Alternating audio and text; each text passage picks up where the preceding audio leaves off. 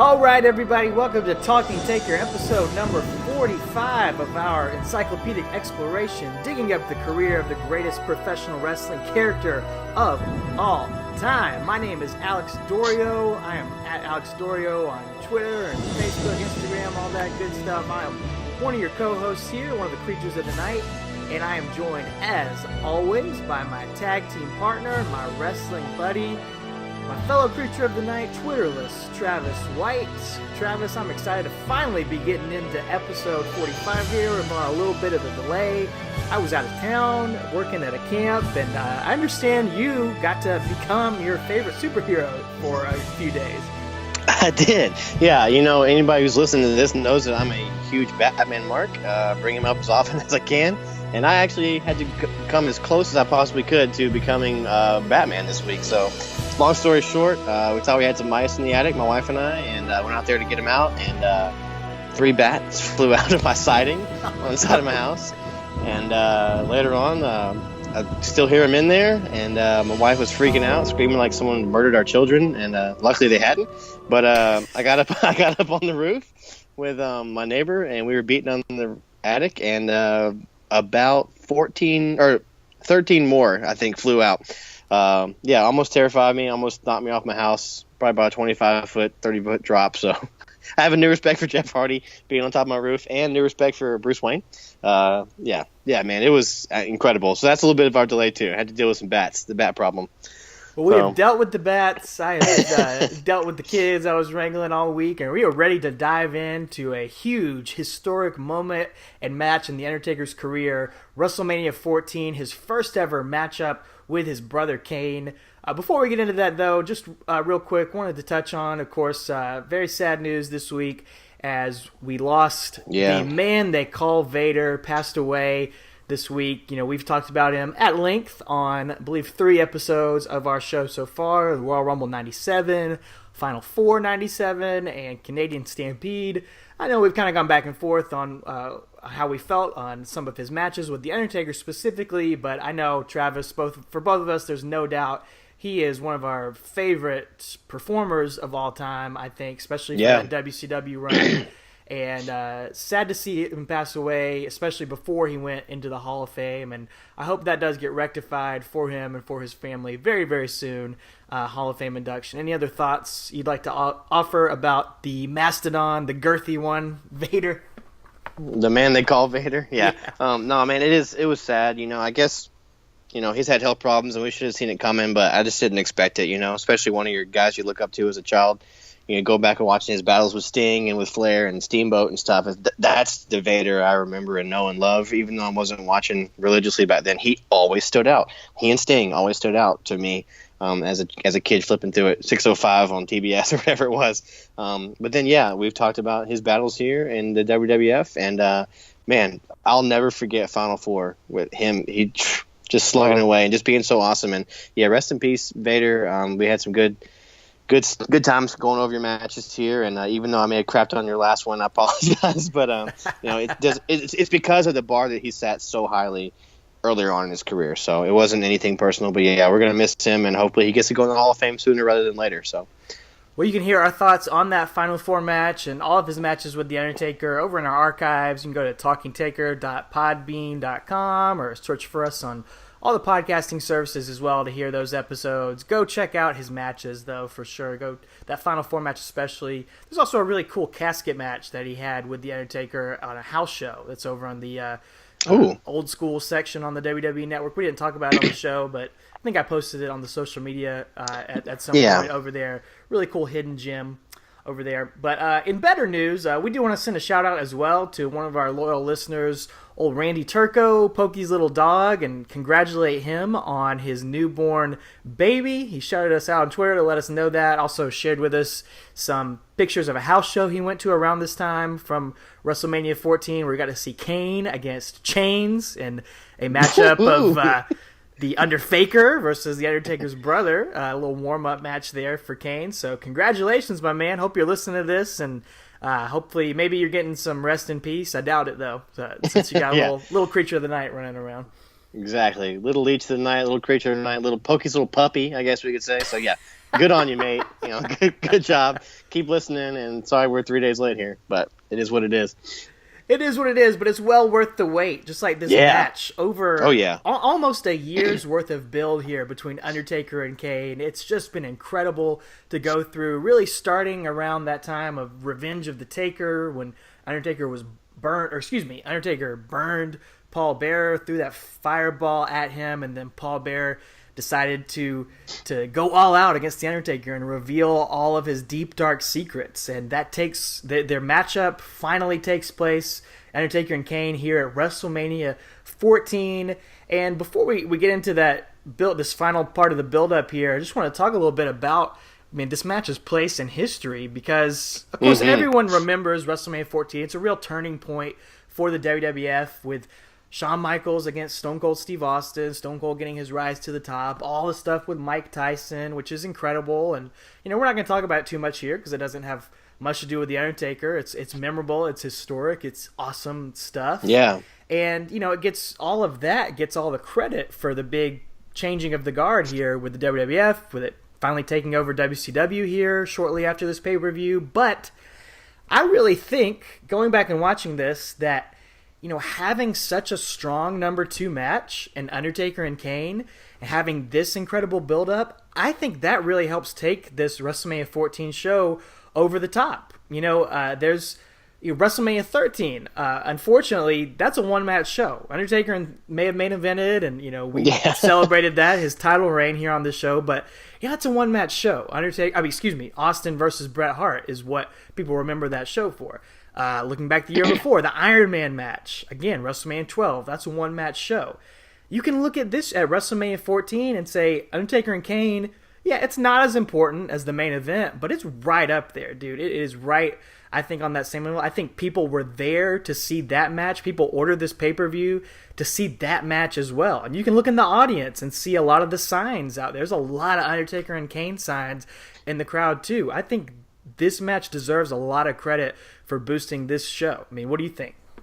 Oh, man, I completely agree. And especially as we are going to go through here and break down the build-up, you see a lot of episodes of Raw structured around, not only the Austin Tyson stuff, but around this as well, So it really does play a big part. And, all these little in-your-house pay-per-views we've been reviewing, they're pretty much one-match shows, a lot of these. For sure. So, yeah, having this second match, just such a big program built on the same card with Austin and Michaels, really definitely helped put it over the edge. And this is a fantastic show from top to bottom.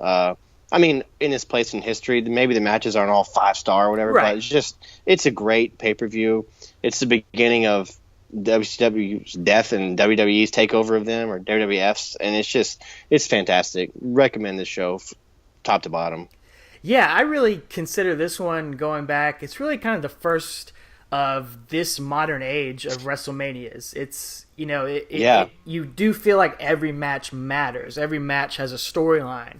Aside from maybe the light heavyweight title match is kind of the exception to that one, but it's still, it has its place on the show. It's a good little match. It's a good time filler. They're still committed to that light heavyweight division here at this point in time, but really every match has a storyline. It has importance, and previous LOD WrestleManias comes back. Oh yeah, you've got even that in the Tag Team Battle Royal.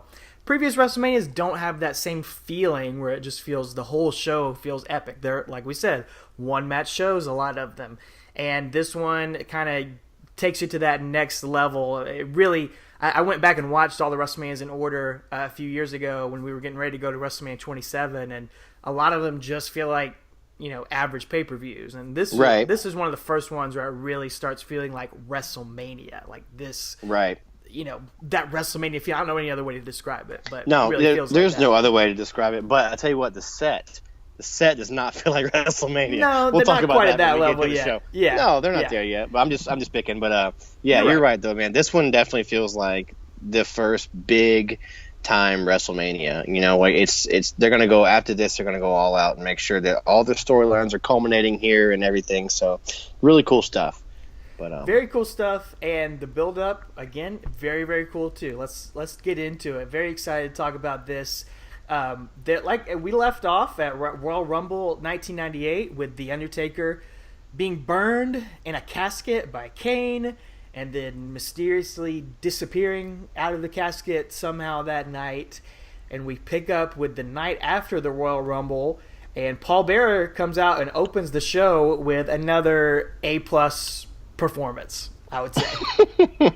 Oh, yeah, so this is great because it's got Undertaker's old music, and Paul Bearer comes out all giddy, and just the crowd is booing him all over the place, man. He's probably the best heel in the company, Yeah. I mean, because Shawn still gets the cheers from the women, but Paul Bearer gets straight heat from everybody in the building, so I never even thought about that. He probably is the best heel in the whole company at this point. It's a hot race between him and Shawn Michaels. Yeah, for sure. Like I said, those girls are still going to cheer Shawn, but they can't help it. Nobody's cheering the fat man here. That's true. But speaking of that, so he's just loving it. He's eating it up, and he goes, I got you, didn't I?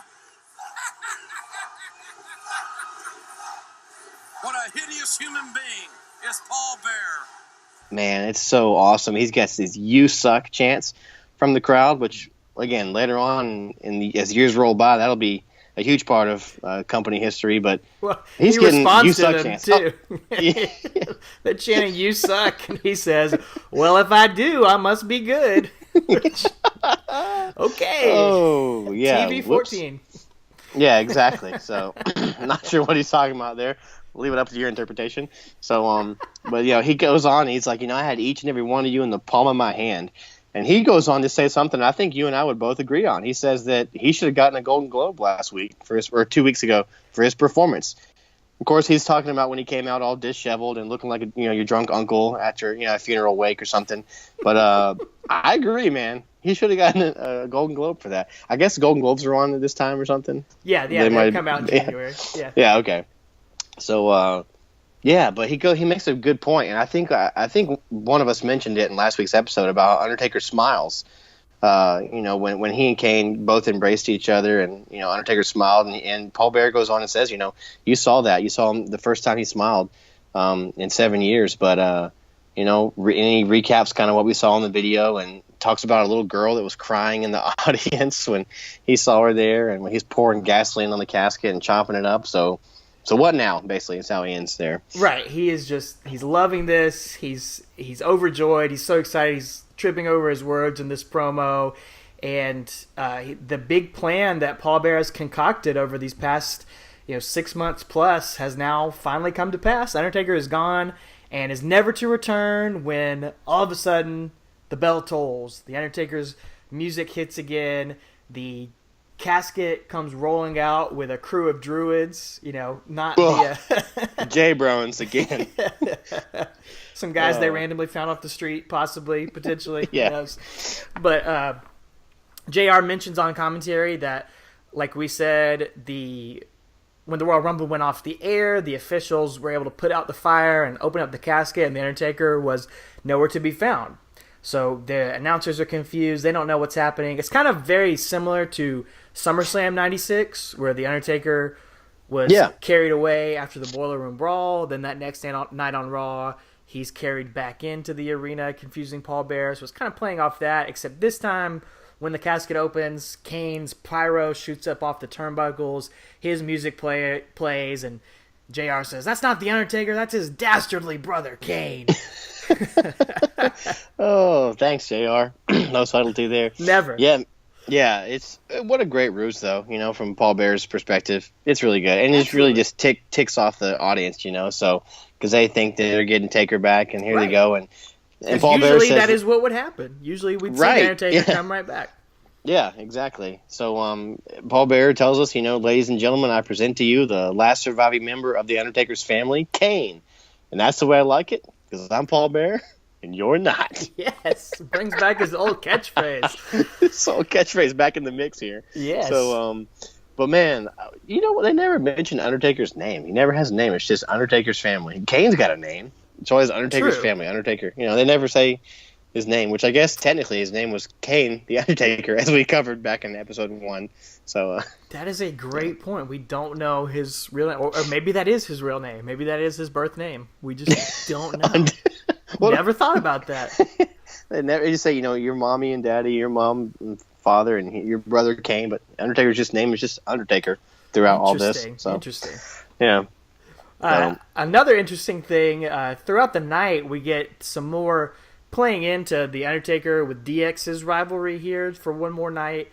Shawn Michaels is backstage, and I think he comes out in the arena. Yeah. He starts out backstage, I think. Okay.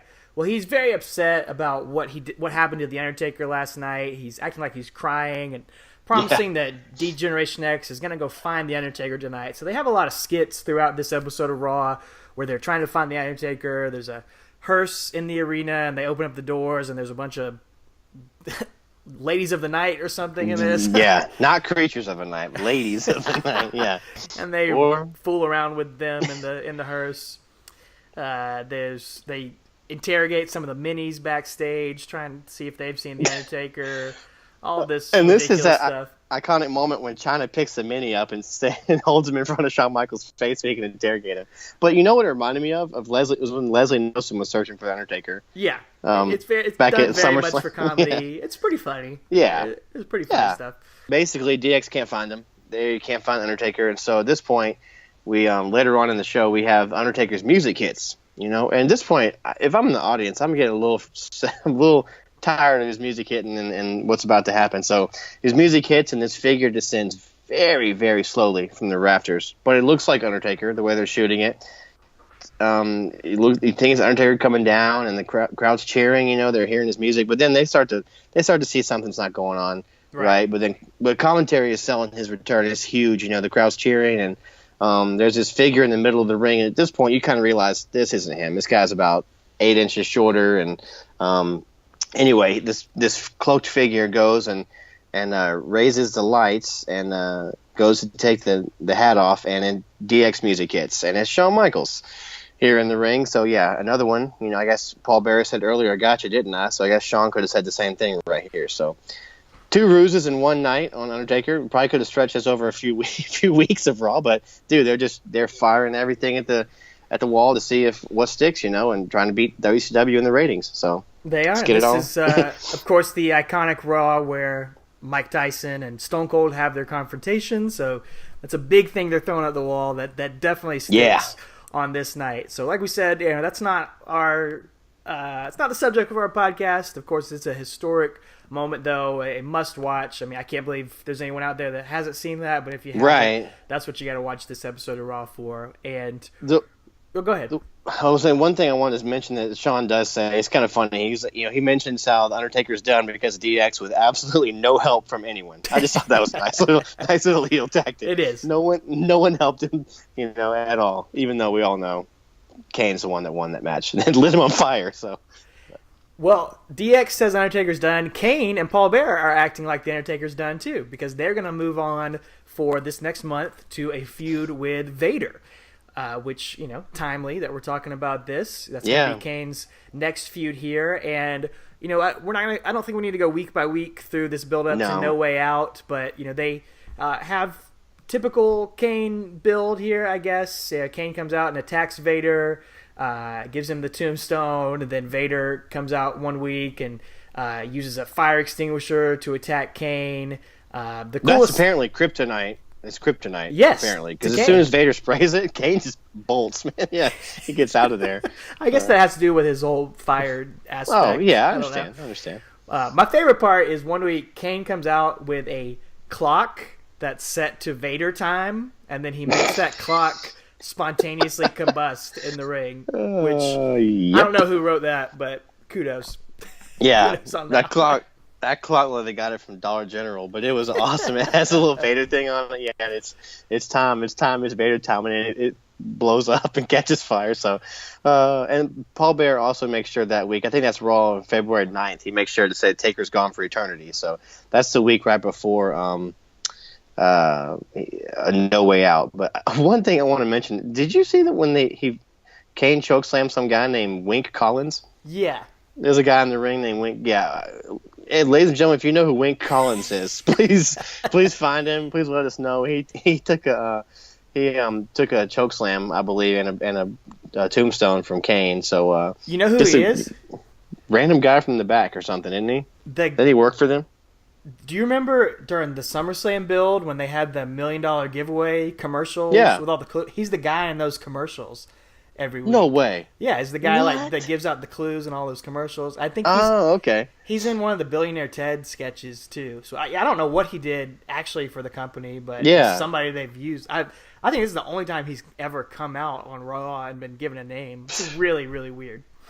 Yeah, well, he was on national television in front Yeah. of 2.5 million people. So, But Anyway. it's building towards this thing that we're going to see here after No Way Out, where Kane continues to attack innocent people. He's been Yes. attacking wrestlers and coming out and interrupting them, but then he starts going after guys like Wink Collins, and then, as we'll see, he goes after the timekeeper, goes after some fans, some production people, and starts attacking them too. So this is kind of the beginning of that.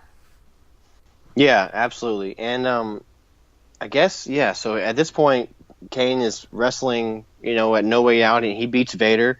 I don't remember how he won. I think probably a tombstone, I guess. I mean, again, this is not Raising Kane. This is Talking Taker, so... It's a pretty good match, for what it is. It's kind of brutal. Vader gets real bloody here. Kane beats him up with a wrench and puts Vader out of action for a couple months. I don't know how much of that it was a shoot injury or worked, but Vader is on the shelf for a little while to heal up. So, again, putting Kane over strong, making him look like a monster, and he gets a big important win going into the WrestleMania build. Yeah, well, somebody also had one of their final matches at No Way Out. Would you care to comment here? Yes, this is not an episode of Raising Kane, but it is an episode of This Week in the Cheek. And sadly, Travis, this is our series finale of This Week in the Cheek, because Ahmed Johnson has his very last match with the company at No Way Out 1998 as part of an 8-man tag going up against the Nation of Domination. He does go out with a win on that team, but man, what a sad, sad way to watch the Cheek's career crumble. He came in like a lion, garbling unintelligible nonsense at the top of his lungs, and he went out like a lamb, covered in fluffy padding all over his entire body. What a journey. Excellent. What a journey. So sad to see him go. I'm going to be sad not seeing him on Raw every week as we watch these. And, well, see you later, Ahmed, I guess. So long. I'm just That's kidding. no way to man. talk about No. Sir Ahmed Johnson. Sir Ahmed. Yeah, it will be sad not to have it this week in the Cheek anymore.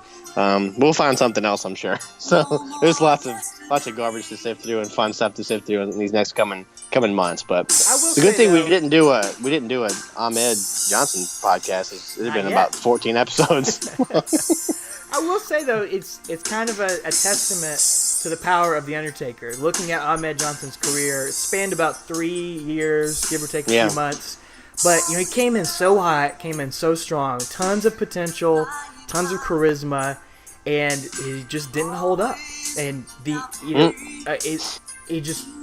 jumped off the camera at you, very magnetic personality. Yeah. But he just never added on to that, and his body gave out on him in many different ways. But there's so many guys like that we've seen along the ways. They're just full of potential, but they just can't cut the mustard. And you look at The Undertaker, 28 years in the WWE, and still going. Gonna be competing at Madison Square Garden here in a couple months. And Down Under. In Australia at that Super SmackDown or whatever crappy name that show. I forgot. I said it should be called SmackDown Under. That's what they should have called it. That'd be great. That's WWE SmackDown Under. That'd be great. They didn't do that. It just goes to show what a rare case The Undertaker is. He came in obviously full of potential, and he more than lived up to it. He didn't just coast on that. He truly grew. He truly grew. He truly had talent that was off the charts. He's not just a big guy that got a lot of breaks. He really, really brought it and far surpassed what anyone could have believed was possible for him. And Kane, in a lot of ways, is kind of the second best example of that. Sure. And if those of you are actually sad about Ahmed Johnson leaving our show, you can go on and watch WCW Nitro in 1999. He'll resurface. That's Big T. So, anyway. But Big T. Yeah. Speaking of cutting the mustard, he down some bottles of mustard and hot dogs. So it looks like he's a big fella at that point. But anyway, yeah, in all seriousness, what you just said about Taker, man, it is a testament. It's the reason we're even doing this show, because he's still alive and kicking. The dead man's alive and kicking. So we'll after take No our Way Prozac Out, for you, Ahmed Johnson. Be yeah, sure to take our Prozac. Exactly. After No Way Out, we got Raw 247, and this is a unique one because it's preempted in America until that Saturday. It's a Saturday Night Raw, which they didn't do a big Saturday Night Raw like presentation or anything like that for it. But again, it's preempted for the Westminster Dog Show because dogs are more important than wrestling, I guess, at this point. And then, however, it is shown live in Canada that night. I just thought that was neat, and I just thought it was cool. Something happens on that show that involves Kane. Here, I'll let you talk about it. So yeah, and one of our favorites in real life. Another one of our favorites, old Dude Doc Hendricks comes out to introduce a match, looking like he just walked out of Logan's Roadhouse. Just shut it down, man. Just cut off sleeve, Raw T-shirt, tucked into black jeans and cowboy boots. Oh, it's fantastic. He comes out to Bad Street. It's great. Yeah, man. Well, he's about to introduce the match, and like I said, Kane's going to start attacking innocent people here. Lights go out. Doc's ready to fight, though. He takes off his cowboy boot and goes after Kane with it, like hitting him with the cowboy boot, but he eats a choke slam and a tombstone, and I don't know how he didn't break his neck, man. He went straight on his head in this tombstone, dude. Brother Doc hadn't taken a bump in a while. Yeah, he had. And I'll say this, Kane is not as crisp with a tombstone as Taker is. No. And if you remember, listeners, back at the beginning, Taker wasn't so crisp with him either. He almost broke Coco Beware's neck and Jake's neck. Oh, yeah. All kind of stuff. So, yeah. Apparently it takes a while to get used to that move. But, yeah, man. Paul Bear got off a good line here and said, The Freebird is grounded! yelled it at the camera. Appreciated that. He's so good. Oh, yes. He's the unsung hero of this whole entire podcast. I'll be honest. When he got inducted into the Hall of Fame, right after his passing, I remember rolling my eyes a little bit, just thinking like, well, I love Paul Bear. He was great, but like, sure. Is he really a Hall of Famer? He kind of just he was just part of the Undertaker's package. Does he really belong in the Hall of Fame? But God, watching back on this, no question, man, he is incredible. Hall of Famer. Oh, absolutely. I don't have any doubt in my mind anymore. Nope, not at all. Yeah, he deserved it, and I can't wait till we get to that build up for that match as well, because his death comes into play for that one too. Yes. Yeah. All right, let's talk about the next week. Raw 248, February 23rd. February 23rd. So this is in the United States. This has been 2 nights later. You saw Raw on Saturday, and you got Raw on Monday. So that's kind of neat. But double shot. You got Mr. NWA Barry Windham is about to pin Taka Michinoku here, and which again, light heavyweight division. I guess not.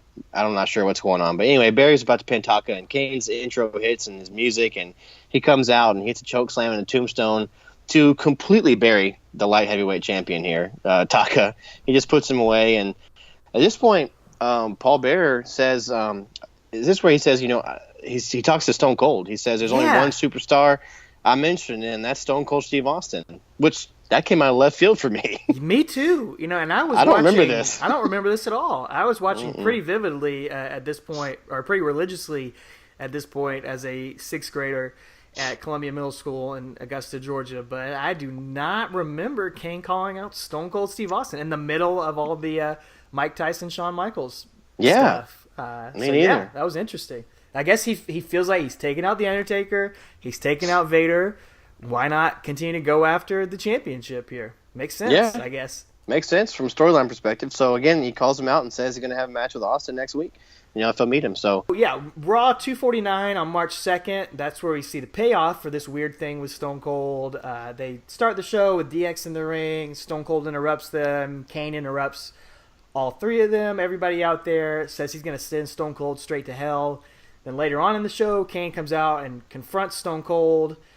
Paul Bearer says it's going to be a shock when Stone Cold wakes up next to The Undertaker in the pits of hell.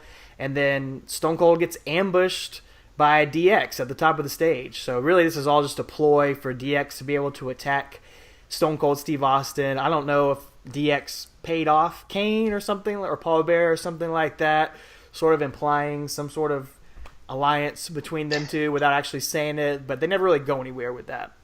Yeah, kind of like the Bariquas when they paid them off. Yeah. You know, like, who knows if that's what's going on here? But anyway, I guess it doesn't matter. But yeah, Shawn gets a super kick Austin in the face, so we don't actually see the match of Austin versus Kane, which maybe that's why we don't remember it, is because we never saw it here. But Right. I don't We will know. see it in a few months, but not here. Sure. Yeah, Kane's gonna have a night of glory against Austin. So anyway, but then after the commercial break, Paul Bearer and Kane are still in the ring. And Paul Bearer instructs Kane to go get the ring bell and to get the timekeeper because he wants to have a 10 count, and say that he beat Austin.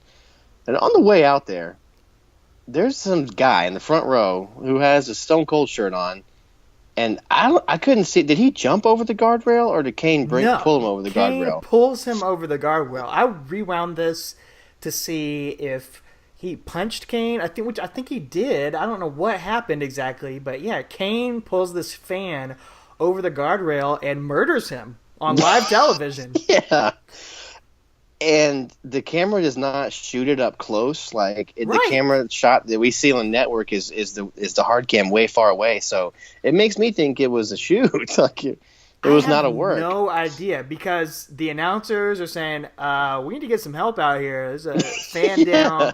Paul Bearer is acting like he doesn't know what to do. He tells Kane to stop at one point.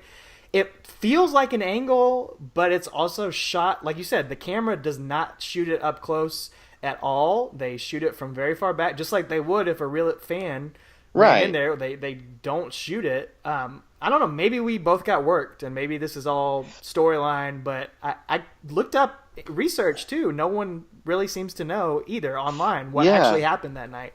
I have no idea. I couldn't find any information, but it makes sense storyline wise because the kid had an Austin t-shirt on. But also just the way they shoot it makes you think it's for real. So I have no idea.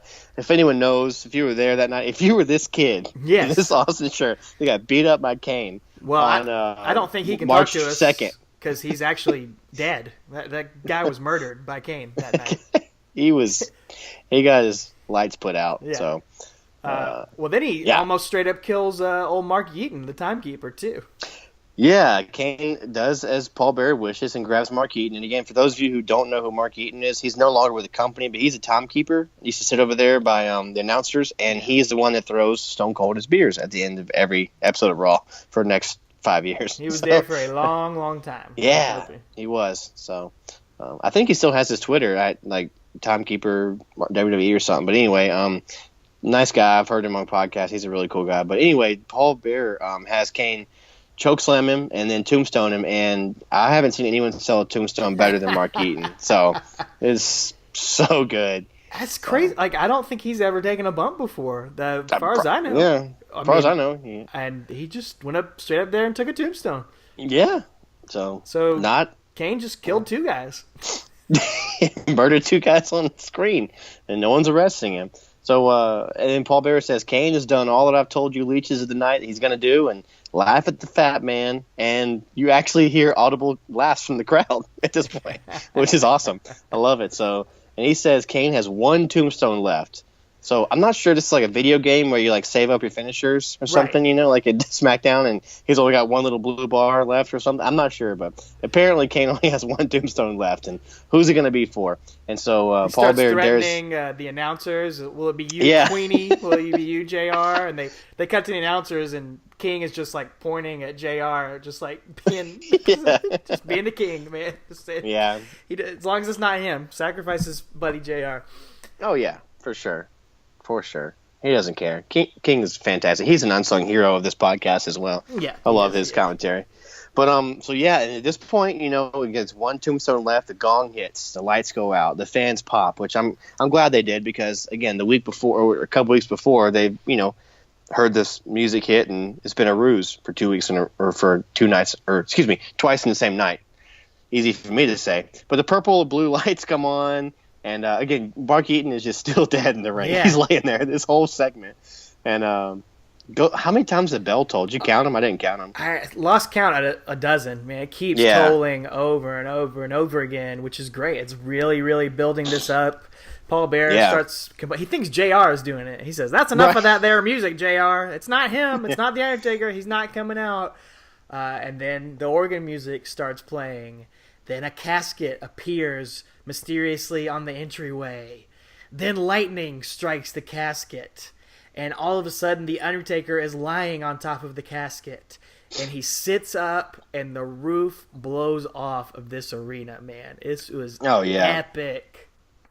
This is awesome, man. And I specifically remember, I must have flipped from Nitro to this, like, at this moment, because I will never forget watching this and just seeing that lightning crack down and seeing him sit up. And I may not have seen the last few weeks of Raw at this point in my life, you know. I remember what happened at Royal Rumble, but I will never forget watching this live, man, as a fan, and just seeing that and seeing him sit up. And I was popping huge on my bed, bouncing up and down, just like I'm sure you probably were. We were probably on the phone at this. I don't know if we were on the phone at this point every Monday night, but we probably were in years to come. So For sure. I remember seeing this. And he's got Undertaker. We talk about, you know, how he's advanced in his career and how things have changed. And at this point, he's wearing something that would eventually put Britney Spears on the map.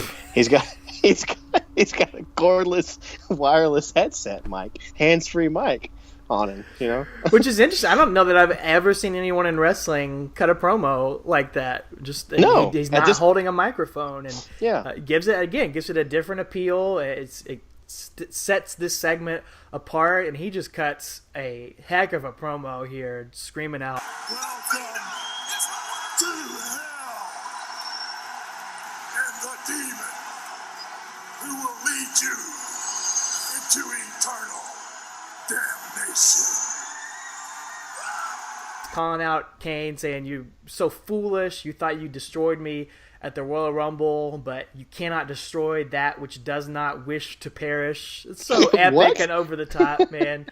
I loved it. I loved every minute of it. He says some really, really weird stuff here, though, saying that the fact of the matter is, all the times that I disappear, all I'm doing is returning to the world of darkness. It's all on my own accord. It is a time of spiritual healing.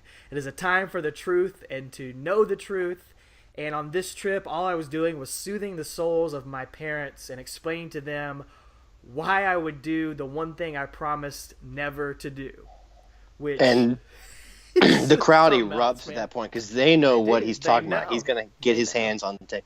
But I just want to say, man, we can confirm as because of the Fab 4 TV special that he said that, you know, when he goes away for a time, it's that spiritual healing. So kudos to him for sticking with his own continuity. Yeah. I don't know if it's a big deal or not, but you know, we can attest to that this is actually kayfabe. Like, goes away from time to time and gets spiritual healing. So, but yeah, talking to his parents' souls and explaining that he's going to have to do that one thing that he promised never to do. And again, you and I both cracked on Vince McMahon and the fact that he has no subtlety. I love the fact that right here, though, that Kane or Undertaker didn't say, "I'm going to put my hands on you right now." You know, like, He just said, "I'm going to do the one thing I promised never to do." And that's when the crowd just goes crazy. Like, I want to say good job letting us have the subtlety there, you know, because a lot of times Vince shoves it down your throat. But here there was subtlety. You know, he doesn't outright say what he's going to do, but you know what's going on, and it was awesome to watch. And we talked about this on I think it was the DX in Your House episode, about how it's a great storytelling method of I think you can hear my dogs in the background now, co-host of the show, Randy. But again, we talked about how it's this great storytelling method of denying the fans what they want to see to make them want to see it more. So they've done that for months now. You're not giving us this match right off the bat. And now, finally, The Undertaker is going to answer the challenge. But it's not over yet. Paul Bearer says, "You're not the real Phenom anymore. I'm standing next to the real Phenom." And Kane shoots fire onto the stage. And Undertaker walks through the flames just all confidently, and it's so great, man. Awesome. It feels like a movie, dude. It feels like I'm watching The Avengers, or it's just a great action movie, man. I can't put it over enough. It's awesome. And I want to put it over a little more, just the fact this is live television. Yes. They have one shot to get this right. I mean, whether they rehearsed it 40 times during the day or not, I don't know. I didn't look at the stage to see if there were char marks from the, flames, whatever. Who cares? They did this one time and got it right. That just goes for wrestling in general. It's a live show, and so they get this right. You're right. It's like a movie. It's very cinematic. The way the fire comes up, he has to time it right to walk through it, but not light on fire. like he does at what was that, Elimination Chamber 2010. So catch Yeah. on. We'll get to that eventually too. But yeah, he just walks right through the flames here, and he goes on and he says that I will walk straight through the fires of hell to face you, Kane. And when you look into the eyes of your older brother, you're going to understand why I am the most feared entity in the World Wrestling Federation. Then he goes on to coin some more nicknames for himself, like the Reaper of Wayward Souls, and then he says, "You'll understand why I am the Lord of Darkness." Is that the first time he said that? It's the first time I noticed it. Yeah. During this build is when he starts to use that nickname a lot, and JR King started to use it a lot too. Yeah. So he tells Kane there's one final thing he wants you to think about between now and Mania, and I want you to remember when we were small children and we would begin to fight. He says mother and father would always be there to pull me off of you. This time there won't be anyone to save you. May the hounds of hell eat your rotting soul, and you will rest in peace. And the crowd says rest in peace with him, which is, man, what so ending. good. What an ending. Yeah. I wish the next week was Mania. I wish know, the 6 days later was Mania. Yeah. But there's still some good stuff. I think that's the peak, but there's still some really cool stuff here. The next week, let's try to get through it here because we still got a ways to go. The next week, March 9th, Raw, episode 250. Jerry Lawler is interviewing Kane and Paul Bearer backstage, and Kane and Paul Bearer, or Paul Bearer is the only one talking. He's saying, I don't want to talk about The Undertaker. I want to talk about Vader. And starts talking about how they destroyed Vader. He's trying to ignore the fact The Undertaker came back last week. But they do some special effects here where they're in the locker room and all the doors on the lockers start opening and closing on their own. The lights are flickering. They do stuff all night, actually, throughout the whole episode where the camera keeps fuzzing up during different shots. Lights keep flickering in the arena, like the Undertaker's presence is there, even though he may not be. Is trying to do those mind games with Kane again. Yes, we got Supernatural Taker is back. He's kind of like his early '90s stuff. He's back, and later on in the ring, Paul Bearer and Kane are there, and basically, Kane. I'll just briefly sum it up. Paul Bearer's talking about, he compares Kane to a stovetop here, and he says that you turn the notch hotter and hotter and hotter, and it turns all the way into an inferno. Now I'm no chef, and I have cooked before. But does your stovetop have an inferno setting on it? I don't think it does. No. Okay, but anyway, but I do like this here because again, next month we're going to get to an inferno match. So I like that they're dropping that word here. I don't know if that was on purpose or not, but it is cool to talk about this. And again, he talks about this is not a game of hide and seek. The lights go off, the lights come back up. Undertaker's in the ring. The crowd pops. The lights go back down. They come back up, and he's gone, which is very reminiscent of, that was the Diesel build? Yeah, remember the Diesel? It reminded me of that too. Yep. A lot of that. So, and then Paul Bearer says, "You think it's a game? It's not a game," and says that they'll wrestle at Mania, and the crowd actually boos because they want to see some physicality here. Oh yeah. So, yeah. But like you mentioned a few episodes ago, man, like I said, just make them wait. Make them wait for it. So. Well, we will get some physicality the next week on March 17th, the Raw 251, which takes place on St. Patrick's Day on a Tuesday, oddly enough, because of Raw's created not for the dog show, but for a special showing of Moby Dick. Great. The great white whale could take down Vince McMahon's empire, apparently. Apparently so. Night. Yeah. Oh, but physicality, man. Not Moby Dick, but the Phoenix Suns gorilla comes out on this episode of Raw.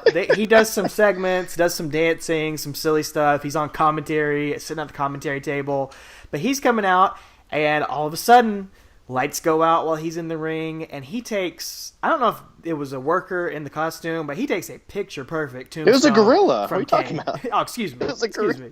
Was that a working gorilla? It was a working gorilla. Yeah, okay. No, man, he gets Mark Eaton a run for his money for who can sell a tombstone. You're right, really man. Good. And JR is just disgusted by this. This is awful. Will someone please come out and help this damn mascot? And nowadays, Michael Cole and Byron Saxton would just be cracking up, thinking this is the funniest thing ever. But JR is seriously concerned for the gorilla's health, which I appreciated, man. They're taking this very seriously. And they will continue to take things seriously as the show continues, because Kane's going to go after another innocent bystander here in the main event segment. Oh, he is. And at the main event segment, again, we have Sable and Luna, because during this time, their rivalry is building up. And if anyone listens to Pritchard's podcast, they just covered this segment actually, which we're about to cover. So funny timing. But anyway, Sable and Luna are in the ring, and it's a main event segment. They kind of get physical, and Kane's music hits and the lights go out, and for some reason the commentary still has no idea what's happening when his music hits and the lights go out. Seriously, it's been like, yeah. You go back and watch October. these Raws. Every time the lights go out, JR's like, "What is happening? What could this be?" He's like, "What? Huh? What? Lights went out? Yeah. Oh my God, it's Kane! Yeah, it's always Kane or the Undertaker, one or the other." Every time. So anyway, but speeding this up, Mero decides to flee the ring to go quote unquote get some help for Sable, which what a smarmy heel move. It's awesome. Mark Mero, underrated heel. Oh yeah, perfect heel, man. Here, so Paul Bearer instructs Kane to get Sable and chokeslam her probably, and at this point the lights go back out and the gong hits multiple times, and this time Taker is revealed not in a casket, but somewhere else on the Raw stage. And tell us where that was. Undertaker is standing on top of the Titantron. Which is, again, something we've never seen. He's got the wireless microphone on again and cuts a promo on Kane from up top there. Says, "I will strike down upon thee with vengeance and anger." That verse from Ezekiel, I think, that we talked about and quoted. He's used that before. It's the one they use in Pulp Fiction, all that sort of stuff. And "you will know my name as the Lord of Darkness. I've felt your wrath, and now you're going to feel mine." And then he does another cool special effect here. He all of a sudden a casket appears on the stage. Undertaker shoots lightning down on it, sets this casket on fire, and we zoom in on the casket, and there is an effigy of Kane burning in this casket. So Undertaker sending a clear message about what he's going to do to Kane at WrestleMania, all the while rescuing Sable, who JR is screaming out on commentary, "She's not a mascot, she's not a timekeeper, she sure as hell isn't Vader, she's just a woman." Just incredulous that Kane would attack her. But I just want to say, man, you've brought up Batman a lot on this show. This segment right here with Undertaker standing on top of the Titantron, cutting this epic promo, this reminded me more of anything of a superhero, of Batman. It's all very cinematic. Something really very different than anything we're seeing on anything else in wrestling. Yeah, absolutely. I mean, and even him disappearing and appearing the week before, that's all Batman stuff too. I don't know who's a Batman fan in the back. I'm not sure if Russo is a big Batman. I think Pritchard likes comic books, but anyway, whatever. I'm not sure who it was, but it's good stuff, man. Again, reminiscent of Sting's storyline over against the NWO, but not a copy though. I just an homage almost to it, not a copy, but really, really Batman-esque. He's more of a superhero at this point, and lots of supernatural things going on, which will take their peak this coming week on Monday Night Raw. Yeah, this go-home show. Yeah, so we got Raw 252 from March 23rd, and I remember watching this one vividly as well, because I remember I knew Mania's in 6 days. I'm going to watch Raw, I'm sure I was flipping back and forth between Nitro as well, but I remember seeing this stuff too. But they replay this angle, and then we see Undertaker sitting by his parents' gravesite. He looks like a lonely poet, just sitting there, like running his hands through his hair, and he's apologizing. He does. He runs his hands. The lonely poet. That's great. That's a T-shirt, the lonely poet, picture of Taker. But he's sitting there, and he asks his parents for forgiveness. He says, "Mother, please forgive me for the sin which I'm about to commit. A sin so heinous, but it's something that must be done. And in the end, I only hope that together, as one, we can rest in peace, a family once again." When he says that, "I just want you to know that I love you." And you might want to call it corny or cheesy or whatever, but it was, I don't know, it was surreal. It was really cool to another human touch of this supernatural character. I liked it a lot. I think Undertaker sells it really, really well here. He does.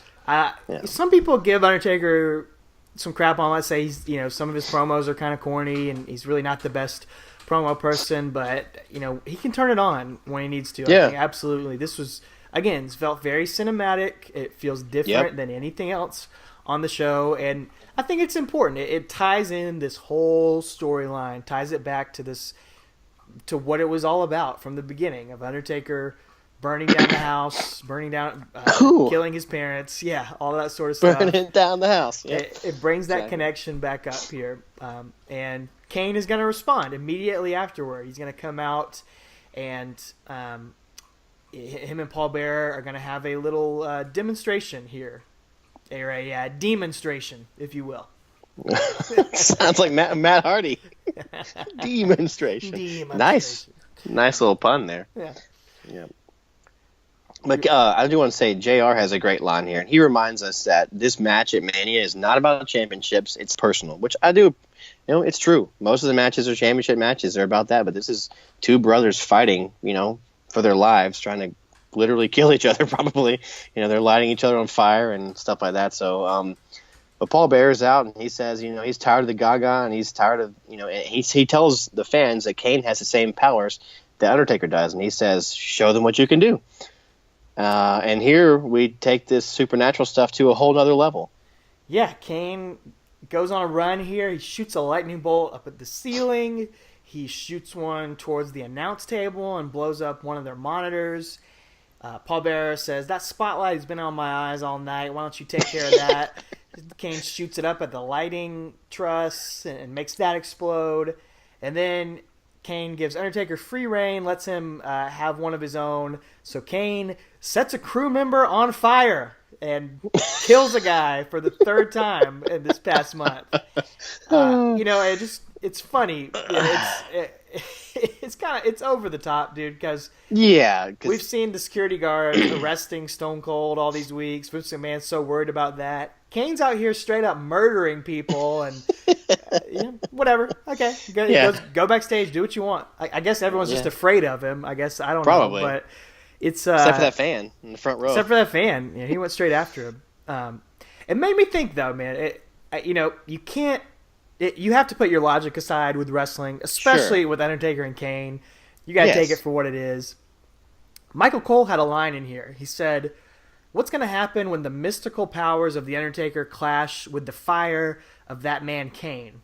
Which made me think, okay, all month long they've been shooting lightning bolts at each other, or not at each other. They've been shooting lightning bolts across the arena, setting things on fire all of a sudden, coming back from the dead. And at WrestleMania 14, they're going to have a straight-up wrestling match. It's very true. Why did they never do an all-powers legal match, no powers barred match? Why did they not ever do a match where they were shooting lightning at each other? I'm honestly kind of surprised they never tried to do something like that. Do you think something like that could have worked? Could they have made something like that work? Probably like a pre-tape. Yeah, I bet they could have, man. I bet they could have done something like Boiler Room Brawl or something, like backstage. And dude, that is amazing that didn't happen ever in their entire history. That is shocking. Scepter on a pole. It could have been like Return of the Jedi when the Emperor's sitting there like shocking Luke, back and forth, and he's fighting back. And it could have been very cinematic. That is weird that they just have a straight wrestling match. Yeah, that never crossed my mind. That's very true though. I guess you could say we're gonna go in and settle it like men. We're not gonna go for the power. We're just gonna see who's the strongest one. As far as those skills go, I don't know. It's funny. That's all I can say. Yeah. It's weird, though, to me how, this personal issue is kind of turned into, this one-upsmanship, like the movie The Prestige, where these two magicians are one-upping each other week after week after week after week. That's one of your favorites. And it is one of my favorites. Big Christopher Nolan mark, too. Anyway, so I just thought it was weird. It's kind of a strange twist that this feud is taken. Not a bad one, not a bad way, but it is. And we'll see when we get to the match. The match is what it is, but it's just strange. But again, this is their first meeting, so it's the first chapter when it comes to that, this feud, or their actual physical confrontation. So it's all good. And you know what else is strange? Kane and Pete Rose. That is strange. I thought you were going to say that the main event of the Raw before WrestleMania 14 is the main event of WrestleMania 15 next year. That is kind of strange. Stone Cold and The Rock, and the main event of next year's Mania is the main event on this episode of Raw. Pretty cool. Yeah, but weirder than that. You're right, man. Pete Rose and Kane. This brings us to WrestleMania 14 in Boston, Massachusetts, at the Fleet Center. March 29th, 98. King and JR on commentary. But before we get to the match, we have to talk about Pete Rose. Yes, there's like we said, this is the second match from the top, second to the main event. There's a long video package building it up, filling in all of the background from all these different months. So after a year-long build-up for their very first match, the Fink comes out and introduces legendary baseball player Pete Rose, who comes out to be the ring announcer here and immediately turns heel. Last time I was here, we kicked your butt. You can't win a World Series. Just cutting this vicious promo on Boston, which is, it's awesome. Like, why did Pete Rose not go full time into wrestling? How about heel. It? No idea. His new catchphrase. It is. How about he says it several times. He was a perfect heel commentator or whatever. He's like Cornette, like he could have been just like a Cornette or a Paul Heyman. It'd been great. But he's out there, and then I have no idea why he didn't do more in wrestling. But he becomes a big part of WWE history, starting here. It all starts here. Kane comes out. He's got some giant fireballs going off behind him in his entrance, which looks really cool. And one of those bizarre, only in wrestling moments, Kane picks up Pete Rose, gives him a tombstone just for the heck of it. The crowd goes nuts. He turns babyface here for a second. It's hilarious. It's bizarre. It's memorable. It's kind of in character because he's been attacking all these random people. The Gorilla and Mark Eaton and Sable and all these things. But it's also very, very strange when you've had this serious build-up. He's been such a monster heel, and you give him this babyface moment, which they knew was going to be a babyface moment. Right. I've never understood it. I've never understood the psychology or the storytelling aspect of that. Like, why would you take all this heat from him the last 8 months and then take it away? I mean, he gets it back once the match starts. I guess maybe that's their justification is, okay, it's okay, he's going to get it back, But it was very strange to put him over as such a big baby face right here, right before this match. It may be like a week or two beforehand on Raw it would have worked out, but it is weird storytelling-wise to do it right now. But it's still a classic. I love it. It's wonderful. Starts a 3-year feud and ends up having Pete Rose be inducted as the first celebrity member of the Hall of Fame, all going back to this. So... how about it? That's all you need to say. Undertaker makes an epic entrance here, man. One of his first really, truly epic entrances. Man, talk about that for a second. Yeah, so his Mania entrance. So, the lights go out, crowd pops huge. You got thunder again, thunder rolls. So you got the blue or purple lights, whatever, depending on if you're colorblind or not. But they're on there, and then out come these druids. These are better druids. They're not from Jabroni's or us or whatever. They're better. And they hold high class druids. High class druids of the top order. Yeah, they top order druids. They're holding these flaming torches, which.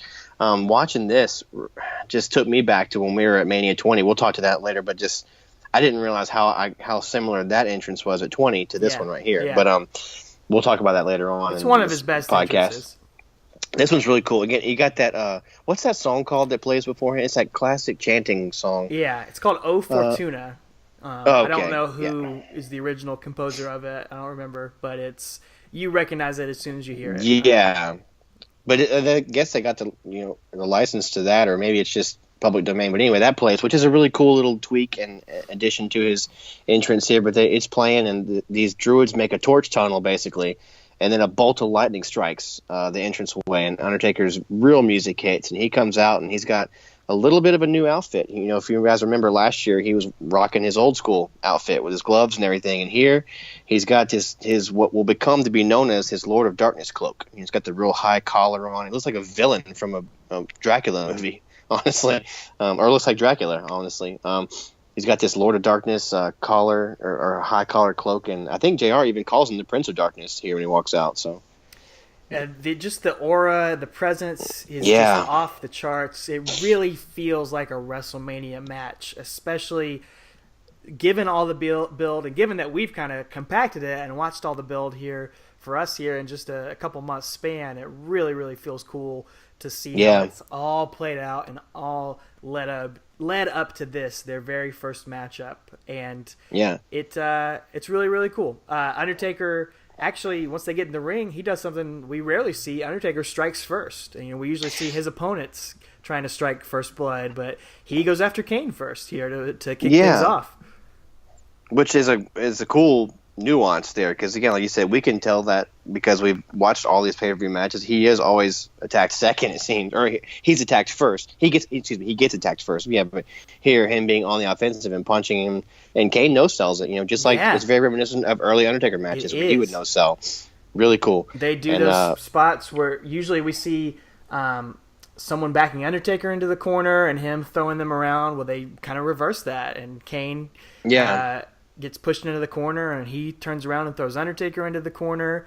Again, they're playing into the subtle stuff that we usually see in all the Undertaker's matches and showing how Kane is his equal. Yeah, absolutely. They're very, very. What's this phrase?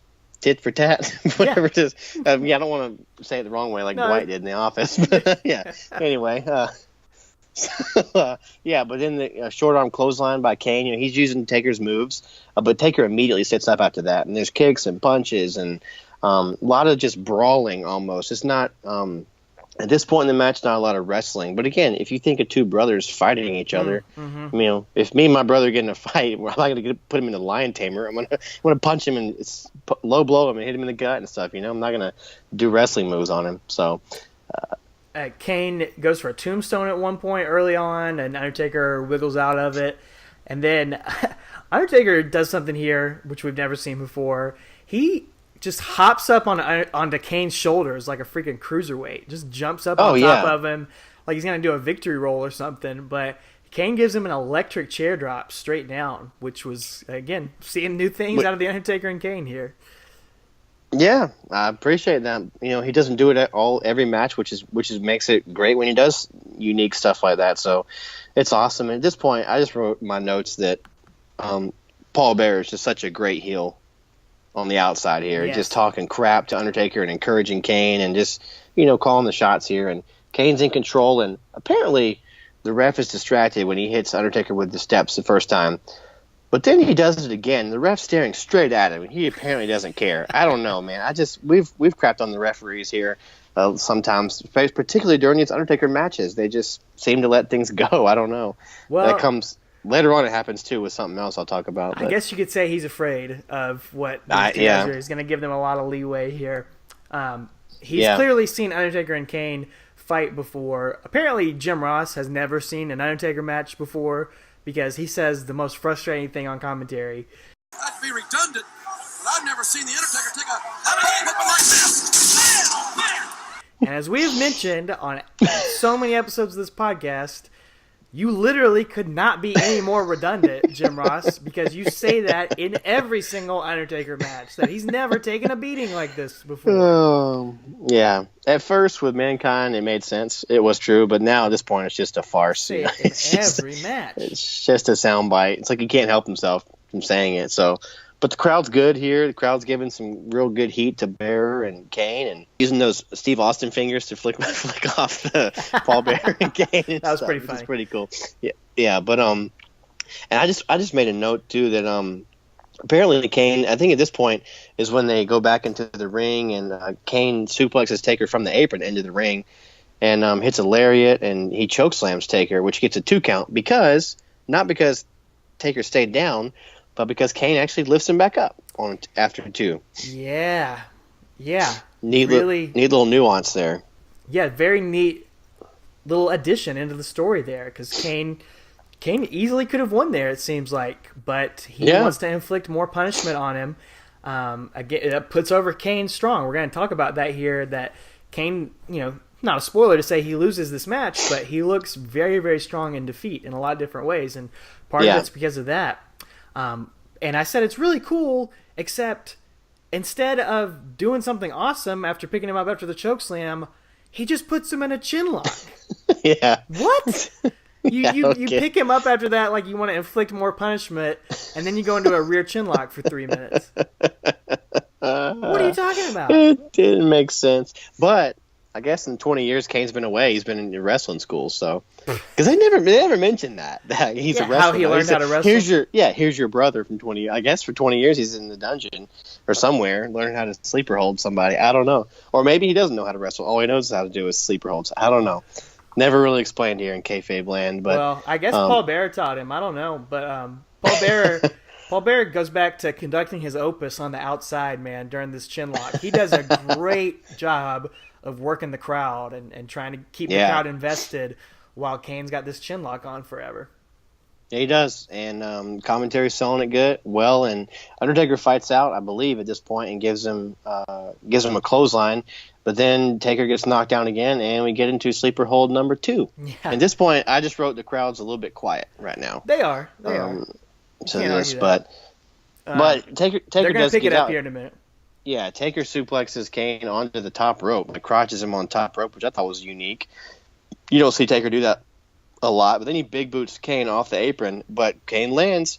He lands on his feet. Perfect. Just like his big brother. Yep. Just like his brother. And here's the high spot of the match.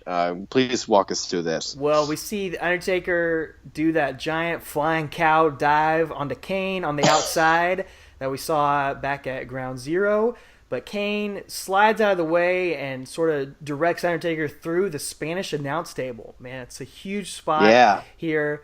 Again, it's happened before, but it wasn't quite as commonplace at this time. So it was still a big deal to see somebody go through the announce table, especially on a dive like that. He just kind of goes head first through the table. And Kane continues to go after him. Like you said, the referee's going to give a lot of leeway here because Kane starts beating on the Undertaker with part of that table. Exactly. I just wrote this ref, man. Jeez, what's wrong with him? So, but yeah, you're right. Maybe he doesn't want DQ. Who wants to DQ either one of these guys? Right. So, right. Yeah, but what a cool spot. Cool high spot. The crowd did enjoy that. They come back up for that. So, but then we get back in the ring and Kane hits a diving clothesline that he'll become iconic for. Yeah, off the top rope. Yeah, he gets a 2. Yeah, I love that. No one does it like Kane. It's awesome. He gets 2 count and then he punches Taker, and Taker kind of has his hands up, almost like an MMA fighter or a boxer, kind of blocking, which I think is just a cool little, I don't know, I think it's cool to see somebody sell like that, not just taking punches to the face. He's trying to sell it, he's trying to cover up, because Taker always sells so well. He's so underrated in his selling. He is, absolutely, and he's going to fight out of it and go for a tombstone, Undertaker is.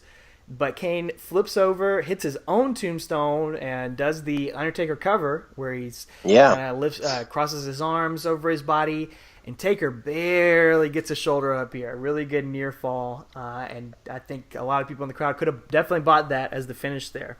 Oh, sure.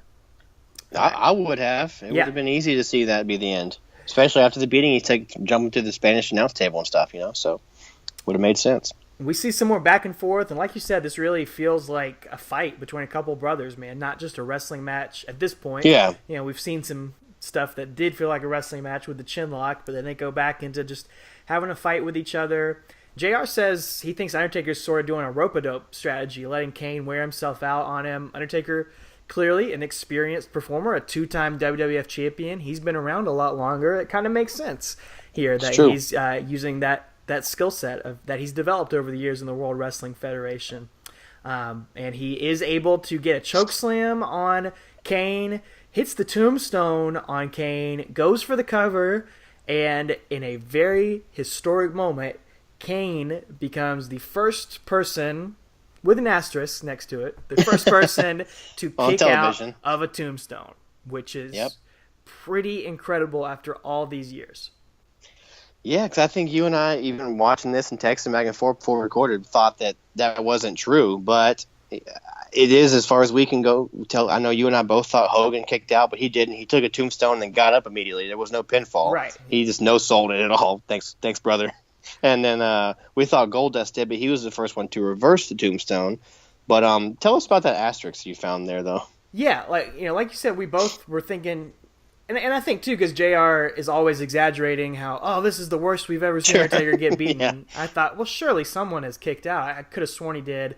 Like I said, I was misremembering Goldust reversing a tombstone. He didn't kick out of a tombstone. But, apparently the only time it happened, as far as a televised match, was on a Coliseum home video on Rampage 91, which is actually in the section of Coliseum videos on the network, so you can go find it pretty easily. Undertaker's facing Ultimate Warrior, and Ultimate Warrior kicks out at 2 of a tombstone. So that is the only time recorded that anyone had kicked out of a tombstone before this. But that's a pretty rare occurrence. I guess that doesn't count in canon. So I can buy them saying this is the only time anyone's kicked out of a tombstone. A lot of people aren't going to remember that Coliseum video match. We didn't remember. I had to do some research. Yeah. But so not technically the first, but we'll give it to them. Well, they didn't remember that Undertaker lost a casket match to Goldust either, so we'll take it.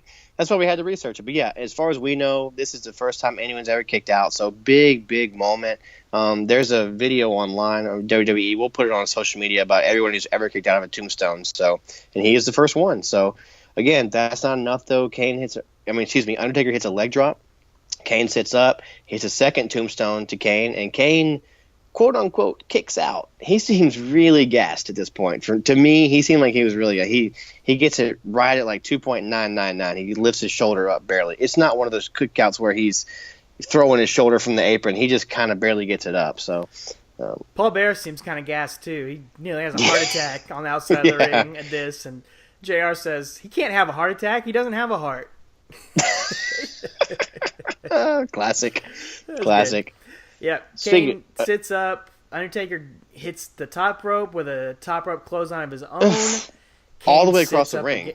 All the way across the ring. Kane sits up again. He's just the monster who will not go down. This just has an epic feel to it towards the end. I've used that word a lot, but it kind of feels like that. And Undertaker hits one more tombstone. 3 tombstones. Kane is kicked out of 2. Undertaker hits a third one, and oddly enough, does not do the signature Undertaker pin. He just shoots the half.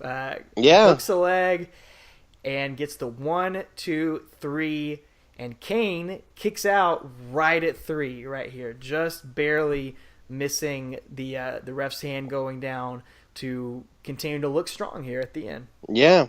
He does let me say too, this match, I think it was about 17 minutes. It was 16:58 or something, right at 17 minutes. So that he gets the pinfall. But yeah, he kicks out at 3.1 basically, like King Kong Bundy did. But he doesn't roll out of the ring and pout like Bundy did and stomp up the rampway. It makes him look strong, because this feud is going to continue. He still looks protected, He doesn't look like a dunce here. But at this point, Paul Bearer slides a chair into the ring, and Kane, he goes to get Kane, and Taker punches Paul right in the face, which I love it. Anytime he punches Paul Bearer in the face, I'm all for it. But the Undertaker falls over sort of out of exhaustion here after punching Paul Bearer, which allows Kane to attack Undertaker with the chair, and then hit him with a tombstone on top of the chair. So, again, Undertaker won the battle, but not quite the war. Right. Great way to get your heat back, Great way to get your heat back on Kane's part. And the crowd's just booing, just showering Kane and Paul Bearer with boos as they leave the ring. And Taker sits up eventually to a really, really good pop as those guys, the heels, retreat up the rampway. And he rolls out. Taker does, and he's selling that beating really well. He doesn't just walk up like he hadn't, he doesn't walk up and smile at the fans and wave at him. He's selling like he just got beat up. Stumbles which is cool. All the way to the back. Yeah, and JR foreshadows this. He says this feud is far, far from over. So and which is true. It is. Well, I know you were kind of dancing around it there. You said you didn't quite like this match too much. It's not. It's just that. I just wrote that I'm glad that the feud is far, far from over because I wanted more, I mean, this is not the first time I watched this match. I remember watching it back in '98, renting it on VHS, but I just, watching this, I kind of wanted it to be like let's see, trying to relate it to somebody nowadays, just like a vicious, brutal street fight, like Triple H and Mick Foley or Cactus Jack from Royal Rumble 2000. They just brutalized each other, or even Mankind and Undertaker. I wanted to see something a little more like that, but because this is the first part of several chapters here in this story, it makes sense. So I wanted to kind of recant my statement. I'm not disappointed in this match by any means, but it wasn't it wasn't the blow off I wanted. But again, it's because it's not the blow off. Right. There's more to come. We're going to cover something super iconic next week on Talking Taker. It's taken to a whole new level. Yeah, I think this match it fits the story. It does. If you watch it in a bubble, it's okay. Thumbs in the middle kind of match. Definitely that long chin lock segment, and I've got nothing against a good chin lock. It's an important part of a match. I know why it's there. It feels a little out of place here, especially right after that spot where he chokeslams him and picks him up like he's going to inflict more damage. It feels really right. weird.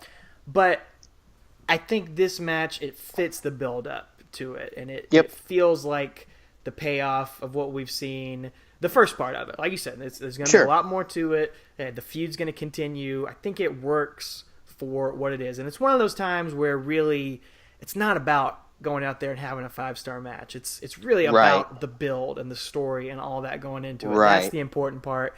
And the important part here is that Undertaker he gets the best of Kane, but he definitely does not finish off Kane. And it's not a slip on the banana peel finish. No. Undertaker is the better man this night, but he cannot destroy Kane. He gets the pinfall, but he doesn't kill the monster. And the monster is still very, very strong and is still going to come after him again. Which raises a point here as we're closing out. I just wanted to bring something up. We talked about the Undertaker streak. He goes to 7-0 here at WrestleMania. And they mentioned the streak. They mentioned the Undertaker's strong record at WrestleMania, but the streak's not a thing here at this point. It's not the storyline that is building into everything the Undertaker does here. We don't have any backstage information. We don't have any secrets or anything like that. But tell me what you think about this. I really think, I would even guarantee you that at some point there had to be discussions backstage about having Kane win this match. I'm sure. He was probably the closest, definitely up to this point, and maybe even ever, the closest they've ever been to having Undertaker lose at WrestleMania would have been to Kane here, because we've talked about how Kane was brought in. This was just supposed to be a one-time deal. This was just supposed to be a 6-month build to this match, something for Undertaker to do, and then Undertaker will move on to something else.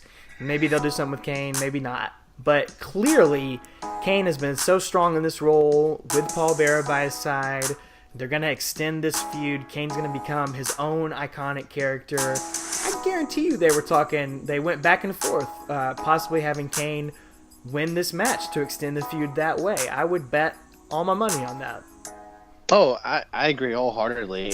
Somebody brought it up, and they at least, threw it around backstage. I say that with full confidence. There's no way they were just like, nope, he's losing. Like, it had to have been brought up. And it would have made sense, but I bet if it was at No Way Out or if it was the next month, if it hadn't have been at WrestleMania, they probably would have made that happen. Because, you want to see the good guy go down at first, and then it's like a trilogy of movies, the good guy's down on his luck at first, and then he comes back and has a great win. That's good wrestling 101. So, but yeah, the fact that Kane still looks strong though after this is great for a piece of storytelling here. But yeah, I would agree, man. I think that this was probably the closest anyone ever came to having that victory at WrestleMania. Can you imagine if it was 6-1? Well, that's what I'm saying. Yeah, we probably would not be here talking about things without the Undertaker streak as it is. So just an interesting side note, a what if going on here. We'd love to hear your thoughts about this match and about this build, all that sort of stuff. You know where to contact us on Twitter, Facebook, and Instagram at Talking Taker, as well as all the comment pages on Podbean, Apple Podcasts, Google Play, Stitcher, and YouTube, where you can get all of our episodes as well. And if you'd like to support the show, you can always go to TeePublic and pick up a Take Your Easy t-shirt to support us monetarily, or just by going to one of those podcasting services, giving us a 5-star review, and letting your friends know about it, sharing the podcast with people. That's the best thing that can help us out, and we do appreciate your fandom, everybody catching out, everybody being patient with us as we've gone along for 44 episodes every Friday. We had to push it back 2 days for this episode, so it is out there now. Hope you can enjoy it, and we do plan on being back this Friday for another very, very memorable match. Yeah. Boy, it is something else. Unforgiven 98, the Inferno match. Quite a bit to talk about there. It's a doozy. You're talking about streaks breaking. I think everybody's been wondering where the Universal Champion Brock Lesnar has been since he's got his wonderful title reign. And we're just going to let you guys know that he came and actually broke our streak. We're the reason he can't. He's the reason we weren't on this past Friday, so we apologize. But anyway, hopefully he'll show up soon. But anyway, that's what happened here. And yeah, thank you all. This is a supersized episode because it's been a long, long build. A lot to talk about, a lot to cover. There was 10 weeks of Raw in between, between Royal Rumble and this. So thanks for being patient with us. We gave you a supersized episode because we were a couple days late. But thanks again. We'll be back Friday with the next episode, number 46, covering the Inferno match. So if you were there at Boston, Massachusetts, if you were the dude that got beat up weeks before, let us know. We want to hear from you. And most importantly, take her easy.